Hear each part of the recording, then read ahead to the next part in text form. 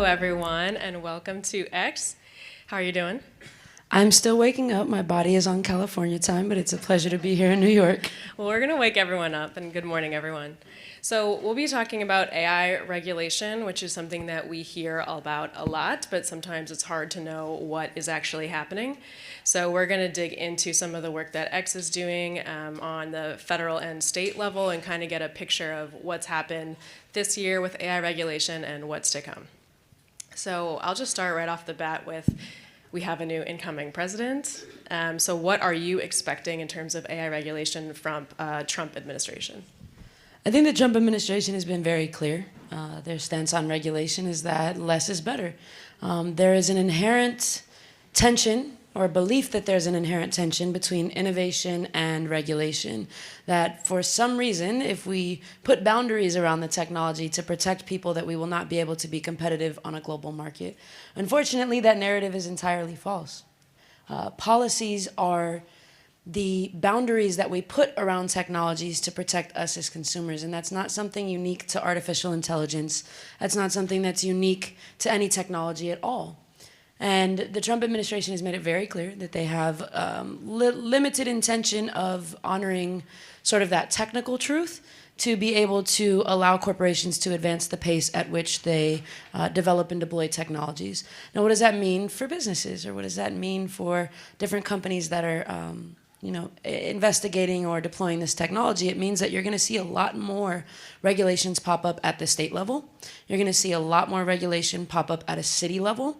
And the landscape is going to become increasingly complex. Now, I do believe there will be some level of rules or regulation, but nothing like what we were seeing being developed under the current president. It was mostly the executive order, right, under Biden? There was the executive order, but also the regulations had been, the portions of regulating AI had been split up across multiple agencies. So there was the AI task force that was looking at ethics and bias and responsibility. The Department of Commerce was responsible for taking on and looking at and developing policy drafts for open source AI regulations. And then you had the National Security Agency, which was looking at obviously DoD AI implications there as well. All right, so now you said, 19 states have passed AI laws, and California has really emerged as kind of the leader in state-level AI regulation, at least over this year. They've done so much, so can you tell us a little bit about what you've been doing in California and what they've passed and kind of what you're seeing there? Yeah, 100%. So California is home to 32 of the world's 50 leading artificial intelligence companies. So when AI legislation is passed inside of the state of California, it affects a large majority of the market. In the past 45 days, California has passed 17 different AI laws, despite the one that you might have heard of being vetoed. These laws provide great, how do I say this? These laws provide great boundaries, if you will, around certain use cases to ensure that Californians are protected from the pace at which companies are moving.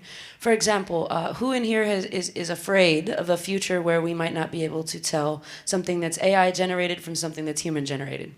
Deepfakes, right? Well, one of the laws that California passed requires that generative AI model providers of all types, so whether you're generating text, whether you're generating images, generating videos, or a combination thereof, are now required to create computational watermarks, which are, if you will, unique identifiers that say this was made by an AI, that cannot be removed. And the systems to be able to detect those watermarks so that we'll be able to know for sure when something comes from an AI versus when something comes from a human, which is very, very important. Other use cases around the legislation that's passed in California include things like, hey, if you're going to be using artificial intelligence in the insurance industry to determine whether or not someone's claim should be approved, you have to have a human involved. And your human has to review the claim for longer than a minute, because that's what was happening, at least is alleged in certain class action lawsuits against insurance companies. So just checking a box, basically. They were looking at it, I think the lawsuit alleges they were looking at the claims for less than like 30 seconds. Well, that checks out. And they were like, oh, yep, go ahead, and like maxing out the claims that they could approve. Another legislation looks at an endemic that we're seeing sweeping high schools around AI-generated pornography. There are a number of what you would call undressing websites where you can take a photo of someone and undress them. That now is a criminal act in California, to take an image of someone without their consent and turn it into pornography. The criminal code was also updated to explicitly make AI-generated child porn illegal. Some of the other use cases around, not use cases, but some of the other legislation that's been passed is around politics, which we now see Elon Musk suing for. There was a law that was passed that made it illegal to use artificial intelligence in a campaign, particularly within 120 days of that campaign coming to a vote, to be able to, make a deep fake, if you will, of your opponent. That is now being challenged under potentially violating the First Amendment. So we'll see how that plays out in the coming months. But again, this is not to say, hey, massive AI companies, don't build AI fast. It's to protect the individuals who are on the other ends of those AI systems from certain use cases overreaching or potentially causing harm. So I like that approach. Where we're not looking at the technology broadly and trying to slap a requirement on it, but we're looking at individual, very specific use cases and saying, hey, this is a potential danger in this particular lane. This is how we will address the danger of this application of the technology.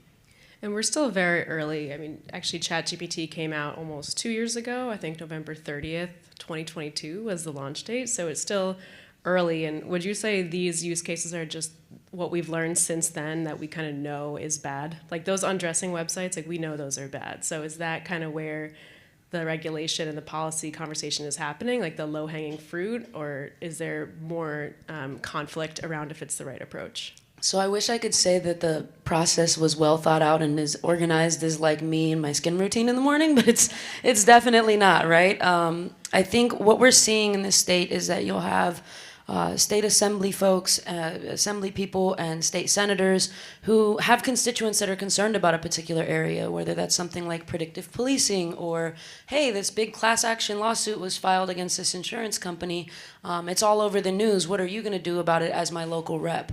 And so I think a lot of these regulations that are being introduced or have been passed are coming from constituents who are pressuring individual folks, or the actual representatives' personal passions, or part of their commitment as a part of their platform to come in and do it. It's not like there's someone sitting down looking at all the AIs and being like, this use case, right? I think it's happening just as organically as any other policy does. Now, I will say in my consultancy, Malo Santo, we have an internal proprietary database of over 5,000 examples, going as far back as 2014, of artificial intelligence harming people in the real world. And none of them are duplicates. So I think that there is a challenge for policymakers where they might not understand the actual dangers of a system or the real harm that it's causing until it gets picked up by mainstream media, even though that conversation may be happening for a year or two in research papers. Mm-hmm. And it just takes the right journalist to go in and parse through the linear algebra to be able to convert that into a news story. Sometimes those things don't get picked up by mainstream media, so policymakers aren't aware. And so that's one of the things that we're trying to work on at UC Berkeley, is figuring out how can we equip policymakers continuously with the right information so that they can create regulations at the pace at which the technology changes.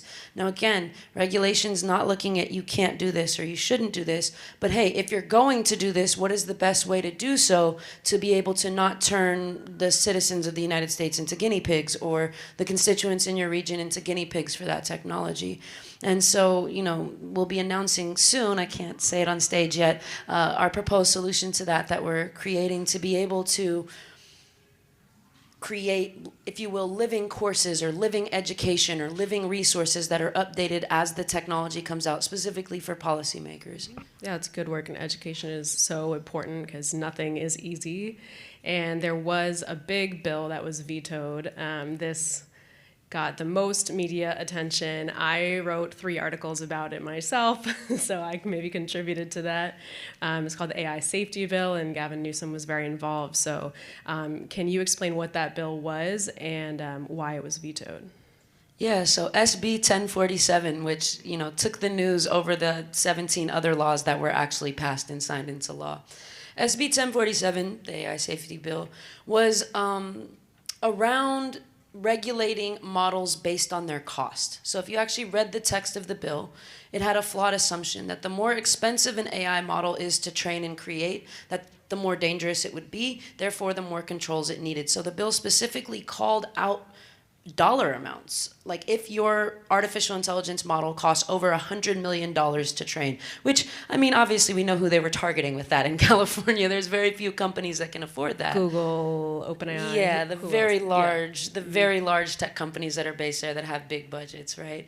And so being able to say, if your model costs over $100 million to train, then here's your set of safety regulations. Or if your AI model is fine-tuned version of that, so if you take a ChatGPT and made your own version and it costs over 30 million, here's your set of laws. Now, the reason why that's a flawed premise is the same reason why we don't say, hey, Ferrari, because your cars cost more to make, your seatbelts have to be better than the ones in a Toyota. Right? The safety system should be the same based on the risk, not based on the cost of the actual thing. And I'll give you an example. So New York City, I don't know if anyone saw this in the news a while ago, had a chatbot called My City Chatter, My City Chatbot, My City Bot, something like that. And it was basically a large language model that, like a ChatGPT, that was fine-tuned on all of New York City's laws, rules, and regulations. Now, the challenge of doing it with a large language model is that they don't actually understand language. There's a research paper, excuse my French here, called ChatGPT is Bullshit, that explains that large language models do not, cannot, and will not ever be able to understand language. They're math prediction engines, and because of that, what ends up happening is they make things up. We call these hallucinations. They are always at risk of hallucinations. You cannot eliminate them from the systems. This is a technical feasibility issue, right? And you might have heard of RAG, retrieval augmented generation. Well, research shows that actually makes hallucinations worse. All this to say that when New York City launched this chatbot and individuals went to go talk to it to ask questions about laws and policies, it started making up answers and telling people to break the law. Things like, yes, it's totally legal for you to take your workers' wages. Yes, it's okay for you to raise rent prices in a rent-controlled neighborhood because you want to, right? Which is extremely dangerous when you think about it. And that fine-tuned version of, OpenAI's model or whatever backend it was, guaranteed didn't even cost you more than $2 million to build. So should it be less regulated because it didn't cost as much to build, right? And I think that's the flawed premise underneath those models that is the reason why SB 1047 was vetoed. Now, if you listen to mainstream media, it's, see, look, even California doesn't want regulation. Or, hey, it's because, it had a kill switch. It was the kill switch. No, the literal premise of the bill was flawed. Well, is there something to the fact that a bigger company is more powerful and can create more harm? Because especially in the AI space, you need to put a lot of gas on that fire to make it burn. You have to have a lot of data centers. You need to have a lot of training data. You need to have a huge staff. So is there anything to that a bigger company might need more regulation, or is it truly, you think it's just a complete non-starter? So I feel like bigger companies are going to be producing more AI products. So they'll probably be subject to more regulations if we go from a use case-based thing. But there are tons of companies now, and this is kind of the trend in Silicon Valley, where folks are building what they call small language models that are built for purpose for specific tasks that are coming in and competing. So instead of going to like a ChatGPT as a corporation to do all of my marketing copy, I'll go to a company like Writer.com, which was a foundation model that was specifically trained on marketing copy. Instead of going to something like, Claude for legal advice, I'll go to Spellbook AI. Or, I'll go to Hadrius AI, which looks at SEC compliance inside of your financial documents and reports, right? You're seeing a lot more of these small language models that are better at specific domain tasks that are coming out. And so I think it's flawed to think that the size of the company is the challenge versus the scope and breadth of the use case and what the potential harms are for that. I think that if we look at trying to regulate the outputs of certain companies, that they're going to push back a lot more. And we live in the US where 19 states already have AI laws. 45 different states have proposed AI laws, and 39 of them have referendums to develop AI laws and policies. And so I'm excited to see how this landscape unfolds. So last thing, so what do you have your eye on in the next 6 months in this space? I know we just got out of the election. There's a bit of a lull, but will anything be rebooted? I think I'm really excited to see how the lawsuit against the California law against deepfakes and political ads plays out. I think that sets a huge precedent for the boundaries around the boundaries that we're putting on these systems, right? Like, when does telling someone they can or cannot use a technology to express themselves breach upon the First Amendment?